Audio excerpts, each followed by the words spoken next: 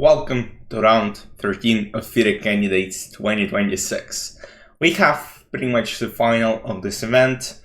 Anish Giri plays against Javokhir Sindarov. Anish needs back-to-back wins, while Javokhir needs to lose back-to-back games as well in order for Anish to catch him.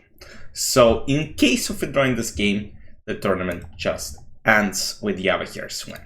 So d4 was started by Anish, d5, c4 is 6, knight f3, bishop is 7, takes, and bishop f4. Knight f6, e3, castle, bishop d3, c5. You know what, honestly, after e3, I'm not sure if bishop f5 is a good move. Yeah, maybe there's queen b3, and suddenly there are a lot of problems, and you don't really want to play knight c6, because a lot of complications start after g4.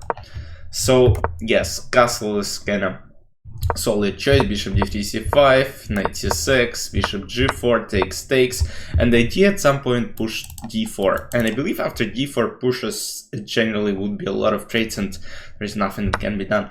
But surprisingly for myself, Anish got a good position. I mean, at this moment, let's say he doesn't play a3, but instead plays something like rook c1. I felt, okay, maybe Anish has some active ideas because knight f5 comes at some point, maybe there's queen g4, and suddenly some attacks on the queen side. On the king side, of course, I mean, there is, after knight f5, there is probably knight f5 and simple queen f6, queen g6, and there are not a lot of problems, but okay, a3 is fine. Knight f5, takes, f4 takes, and now queen b6. So queen b6 just simplifies things a lot, and I mean a lot of trades already happened, so knight versus bishop, potentially d4 weakness, but you also don't want to play b4 at some point, because let's say bishop f8, rook c8, rook c3, and it's tough to kind of justify why would you play b4. So, and after e5, Javokhir is like, okay, let's go for a endgame without queens. And takes knight f4. So here I would say it's probably impossible to lose with white, just because, I mean, there are some ideas of f6 trying to take on f5. Yeah, it's just equal, as you might see by looking at the evil bar. But the reason I'm saying it, let's say you put knight on d3, and it's a position which only white can push potentially. Let's say knight d3, potentially king to e4. The problem for this to be the position with knight d3, you gotta spend some time knight f2, knight d3, while black, of course, will try to play something like rook c8, rook c2, bring the second rook to c file, try to basically get to the second rank. So it's definitely tough to create problems. Knight d6 is logical move, rook e6 is played, and never white can push f5 due to this pawn being hanging. So knight c4, f6, rook d1 takes, and now rook d8 protecting the pawn, and no problems really, because now after trade of this f pawn, e5 becomes a weakness. Yes, d4 is a weakness as well, but then let's say rook d5, you can potentially give up d4 pawn for e5 pawn, because bishop 7, bishop 5, and it's still completely equal. So d3 check, bishop c7, rook d5, bishop e5. Now it looks like a huge pin on a file, but it just doesn't work. So takes, which transvolves to rook endgame, where, I mean, it's just super tough to create any problems. King e6, so players try to play for a while, and soon agreed to draw. So was also undecisive games today, so let's take a look. So Wei E was playing with white against Andrei Sipenko, and we had Petrov defense, d4, bishop d3, king f1, queen c2, a3, bishop f4, knight c3. Andrei even got a better position from the beginning. Like, this is actually a good position. Like, you play rook e8, you play knight f6. It's just super good for black. So b6, and even then he played solid. So here apparently knight f6 is the best move. But okay, f5, king g1, bishop b7, f3, rook c8. Now you can potentially take, but then after takes, it turns out that that file is open, this bishop is under attack, there are just a lot of problems. So h4, knight c5, and now we're just getting out of hand.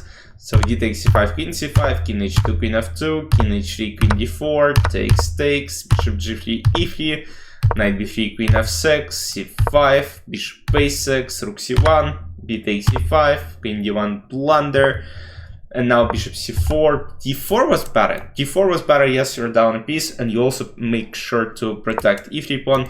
In case of knight c5, there is queen f5 and you take on c5, so it wasn't really a problem. But okay, bishop c4 was played instead. Knight a5, queen a6, bishop a6, bishop goes back, bishop a6, and now finally plays rook e1, not letting him escape a threefold.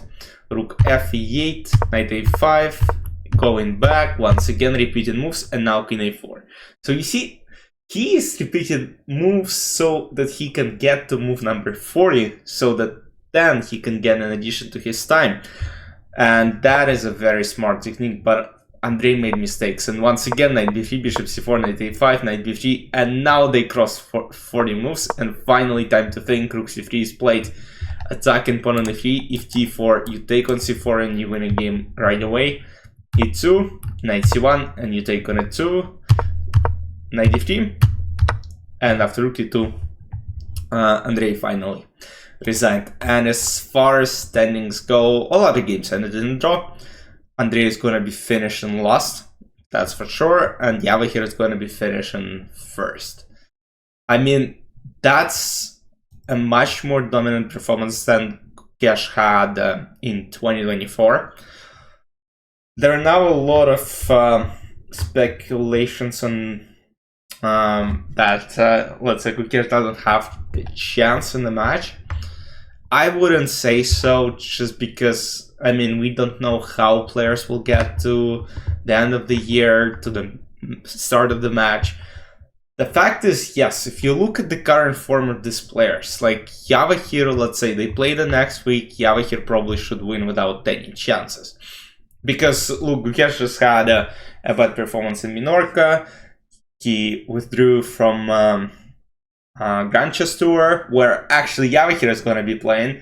So Javokhir, look, he's probably, I mean, he's now one of the strongest players on the planet, along Magnus. And he proved it in this tournament. Like, there's also Nodirbek, who I think is very close to be, if not that close to Javokhir, maybe even stronger, because he didn't participate in that event and he won a bunch of top events recently. So it's an exciting time for Uzbek chess. They won the Olympiad, their chess is on the rise, and now their guy's gonna be playing in the World Chess Championship match. And honestly, I'll be rooting for Sindarov. I think we need a new world champ, but I wouldn't be surprised if, let's say, Gukesh wins the match. Like, you know, it's gonna be good for him as well, like good for self-confidence. But okay, let's see how it goes. I hope you guys enjoyed. Let me know any questions you might have in the comment section, and I'll see you after the last round recap tomorrow. Bye bye.